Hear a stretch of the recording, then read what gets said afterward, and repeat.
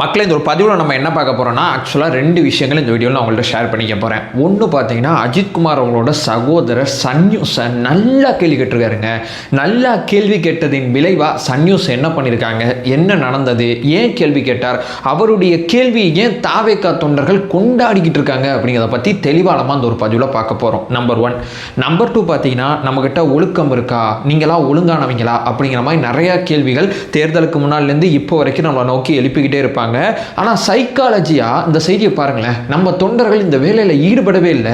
என்ன காரணமாக இருக்கும்? இது ஈடுபடல சூப்பர் பாராட்டை தாண்டி இந்த காரணத்தை தேடி போகலான்னு எனக்கு தோணுச்சு. அந்த ஒரு விஷயத்தை இந்த வீடியோவில் பார்க்க போகிறோம். ஒன்றா தெளிவாளமாக பார்க்கலாம். உற்சாக வணக்கங்கள், வாங்க பதிவுக்குள்ளே போகலாம். இப்போ முதல் விஷயம் மக்களே, ஃபர்ஸ்ட் ஆஃப் ஆல் நான் ஆரம்பத்துலேருந்து வரேன், அப்போ தான் இந்த சன் நியூஸ் பட் அந்த அசிங்கம் நமக்கு தெளிவாக புரியும். நம்ம பசங்க ஏன் கொண்டாடுறாங்க அப்படிங்கிற கேள்விக்கும் பதில் தெரியும். உங்கள் அத்தனை பேருக்குமே தெரியும், நடிகர் அஜித்குமார் அவங்களோட சகோதரரோட அம்மா இறந்து போயிட்டாங்க. ஏன் இங்கே நான் அவங்க சகோதரரை சேர்த்து சொல்கிறேன்னா, பிரச்சனையே இங்கே தான் ஆரம்பிக்குது சன் நியூஸுக்கும் இவருக்கும். ஆக்சுவலாக அஜித்குமார் அவர்களுக்கு நிறைய பேர் இரங்கல் தெரிவித்தாங்க. அதே மாதிரி அவங்களோட சகோதரராக இருக்கக்கூடிய அனுப்குமார் அவர்கள், அனில்குமார் அவர்கள், இவங்களுக்கும் நிச்சயமாக இரங்கல் தெரிவிச்சிருப்பாங்க. அவங்களோட ஃப்ரெண்ட்ஸு, ஃபேமிலி, அவங்களோட பிஸ்னஸ் மேட் அத்தனை பேருமே இரங்கல் தெரிவிச்சிருப்பாங்க. இவரால் நிறைய மெசேஜுக்கு ரிசீவ் பண்ண முடியல, நிறைய மெசேஜுக்கு என்னால் ரிப்ளை பண்ண முடியலன்னு சொல்லி செப்பரேட்டாக தன்னுடைய ட்விட்டர் பக்கத்தில் ஒரு வீடியோ வெளியிட்டு, எனக்கு நீங்கள் இரங்கல் தெரிவிச்சிங்க, உங்கள் மெசேஜஸ் அத்தனையுமே நான் பார்த்தேன், ரொம்ப ரொம்ப நன்றிங்க. அதாவது எப்படி சொல்கிறதுனா, ரொம்ப கஷ்டமான காலகட்டத்தில் எனக்கு துணை நின்றுருக்கீங்க, எங்கள் அம்மா ஒரு சகாப்தம் அப்படின்னு சொல்லி ரொம்ப தீவிரமாக அவர் தன்னுடைய இரங்கல் தெரிவித்த அத்தனை பேருக்குமே தன்னுடைய நன்றியை சொல்லியிருக்காரு. அந்த உணர்வு மிகுதியான இந்த தருணத்தில் எங்கள் கூட நின்னதுக்கு ரொம்ப ரொம்ப ரொம்ப ரொம்ப நன்றின்னு சொல்லி தன்னுடைய வார்த்தை மூலமா அவர் பதிவு செஞ்சிருக்கார். இந்த ரீல் இருக்குல்ல, இந்த ரீலை இவர்கிட்ட கேட்காம சன் நியூஸு அவங்களுடைய ட்விட்டர் பக்கத்தில் அவங்களோட லோகோவை போட்டு வெளியிட்டிருக்காங்க. இது வழக்கமாக நடக்கிறதான தம்பி அப்படின்னு சொல்லி கேட்டிங்கன்னா, இது முதல்ல தப்புங்க என்னை பொறுத்த வரையும். ஏன் தெரியுமா? இப்போ நான் ஒரு வீடியோ வெளியிடுறேன்னா என்னோட அனுமதி இல்லாமல் இந்த வீடியோவை நீங்கள் ஃபேர் யூஸுக்கு பயன்படுத்தலாம். என்னோட வீடியோவுக்கு நீங்கள் ரிப்ளை பண்ணுறீங்கன்னா நான் பயன்படுத்துகிற வார்த்தை நீங்கள் போடுற வார்த்தை, நான் பயன்படுத்துகிற வார்த்தை நீங்கள் போடுற வார்த்தைன்னு சொல்லி ஒரு வீடியோவுக்கு பதிலடி கொடுக்கறதுக்கு இந்த வீடியோ நீங்கள் பயன்படுத்தலாம்.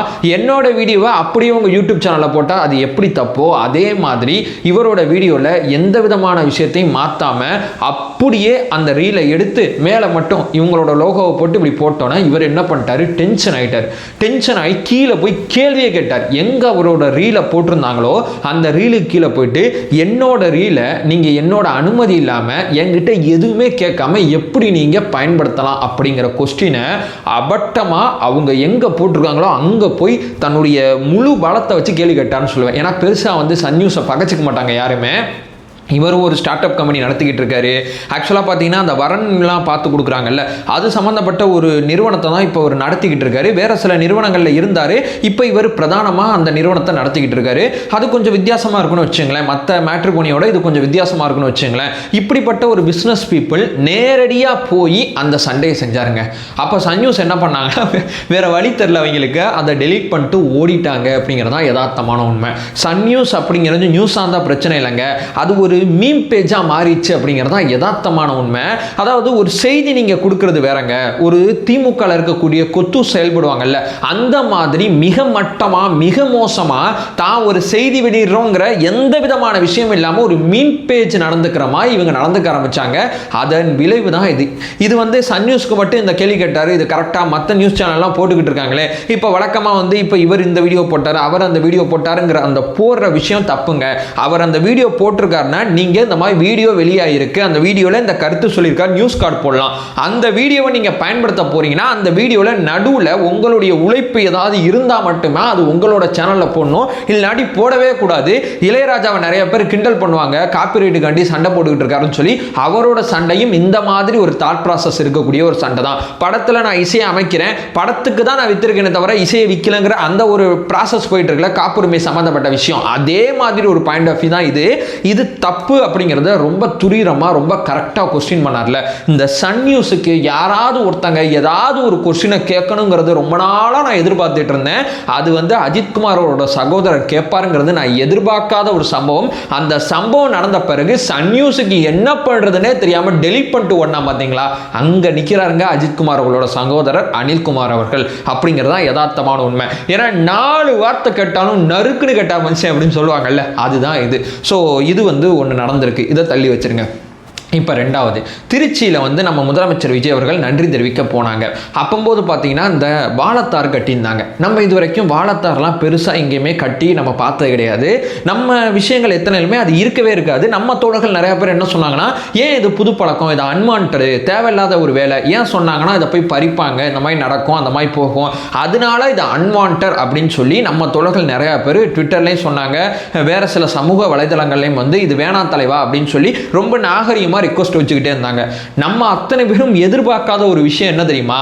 ஆக்சுவலாக பார்த்தீங்கன்னா இந்த விஷயத்தை நம்ம தோழர்கள் யாருமே தொடலை. ஏன்? என்ன காரணம்? எதனால இருக்கும்? இப்போ அடுத்தடுத்து இது நடக்குமா அப்படின்னு கேட்டிங்கன்னா எனக்கு இது தெரியல.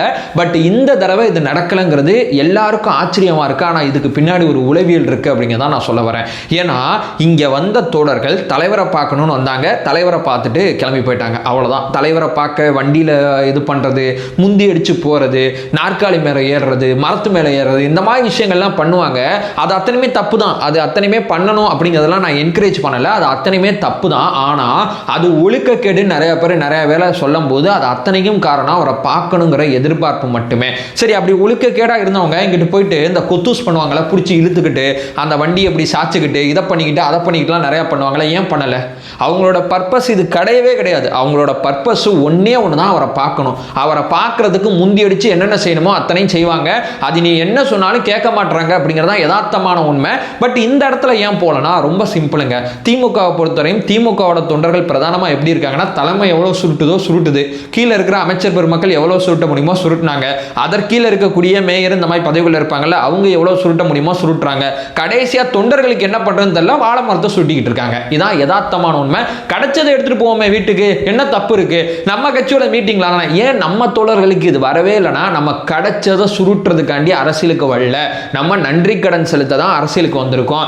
அவரை பார்க்கணும், அதுக்காண்டி நம்ம இதா பண்ணுவோம்பா, அடிச்சு பிடிச்சி உள்ளே போவோம்பா, அதெல்லாம் நடக்கும். பட் என்னோட பர்பஸ் அவரை பார்க்கணும் மட்டுமே தவிர அவரோட வேலையை டிஸ்டர்ப் பண்ணும் கிடையாது. ஆனால் அவரோட வேலையை நான் டிஸ்டர்ப் பண்ணுறேங்கிறது எனக்கு நல்லா தெரியும். ஏன்னா அவரை பார்க்கணுங்கிற என்னோட ஆசை காரணமாக அது அவருக்கே கெட்ட பேர் ஏற்படுத்தப்படுது. அவருடைய அரசியலில் இது ஒரு பெரிய விவாத பொருளாக மாற்றுறாங்க. எல்லாமே அண்டர்ஸ்டாண்ட். நான் கொஞ்சம் கொஞ்சமாக என்னை நான் மாற்றிக்கிறேன். ஆனால் நான் ஒழுக்கம் இல்லாதவன் நீ சொல்கிற பாயிண்ட் ஆஃப் வியூ நான் ஏற்றுக்க மாட்டேன். ஏன்னா நான் ஒழுக்கம் இல்லாதவனாக இருந்தால் அந்த வாழை மரத்தோட போய் நான் சண்டை போட்டுருக்கணும். நான் அந்த விஷயத்தை செய்யவே இல்லை. அப்போ நான் யாருங்கிறதே நம்ம தொண்டர்கள் வந்து இங்கே நிரூபிச்சிட்டாங்க அப்படின்னு தான் நம்ம புரிஞ்சுக்கணும். நல்லா யோசிச்சு பார்த்தா. ஸோ இப்போ அவரை பார்க்கணுங்கிற அந்த அலாதியான விருப்பம் காரணமாக தானே இது நடக்குது. போக போக போக போக இதுவும் கம்மியாகும். ஏன்னா அவர் இப்போ முதலமைச்சர், அடிக்கடி வெளியே வர போகிறாரு, பார்க்க போகிறோம், அவரோட செயல்பாடுகளை கவனிக்க போகிறோம். நம்ம ஊருக்கு வர போகிறாரு, உங்கள் ஊருக்கு வர போகிறாரு. அவர் வெற்றி பெறதுக்கு முன்னாடி சொன்னார், நான் கிராமமாக பயணம் மேற்கொள்வேன்னு சொன்னார். அடுத்தடுத்து வர போகிறாரு. ஸோ அவரை பார்க்கணுங்கிற அந்த அலாதியான விருப்பம் கொஞ்சம் கொஞ்சமாக நார்மலைஸ் ஆகும். அப்போ நம்ம அண்ணன் நம்ம ஊருக்கு ஒருவர் பார்த்துக்கலாம்ப்பா, நம்ம அண்ணன் என்ன திருச்சியில் இருக்காரா, அடுத்து மதுரைக்கு வருவார், அடுத்து என்ன ராமநாதபுரம் வருவார், வரும்போது பார்த்துக்கலாம், ஏன் நம்ம போட்டு இதெல்லாம் செஞ்சுக்கணும் அப்படின்னு சொல்லி இந்த ஒரு விமர்சனம் வைக்கிறாங்கல்ல. தாவேக்கா தொண்டர்கள் தாண்டி போனாங்க, கூச்சி போனாங்க, இந்த பக்கம் வந்து இந்த வண்டியில் இது பண்ணாங்க அது பண்ணாங்கன்னு சொல்லி நிறையா சொல்கிறாங்கல்ல. இதெல்லாம் போக போக நார்மலைஸ் ஆயிரும் அப்படிங்கிறதான் யதார்த்தமான உண்மை. ஒரு விஷயம் சொல்கிறேன், மொத்த க்ரௌடு அந்த தப்பு பண்ணுறதில்ல. மொத்த க்ரௌடில் இருக்கக்கூடிய 1% பேர் வேணால் அந்த தப்பை பண்ணுவாங்க. அந்த 1% பேரும் போக போக போக போக அதை பண்ண மாட்டாங்க. ஏன் சொல்கிறேன்னா, இந்த ஒரு செய்தி எனக்கு பிரதானமான ஒரு நம்பிக்கையை கொடுத்துருக்கு. அதை சொல்லிட்டு இந்த வீடியோ நான் எண்ட் பண்ணிக்கிறேன். நம்ம சேனல் ஃபர்தராக ஃபாலோ பண்ணிங்கன்னா பொலிட்டிக்கல் சார்ந்து மிக முக்கியமாக பல்வேறு விதமான விஷயத்தை நம்ம பார்த்துட்டு இருக்கோம். நம்மளோட ஒரே நோக்கம் அறியாமை அகற்ற வேண்டும், அறியாமை அகற்றப்பட வேண்டும். Thank you so much.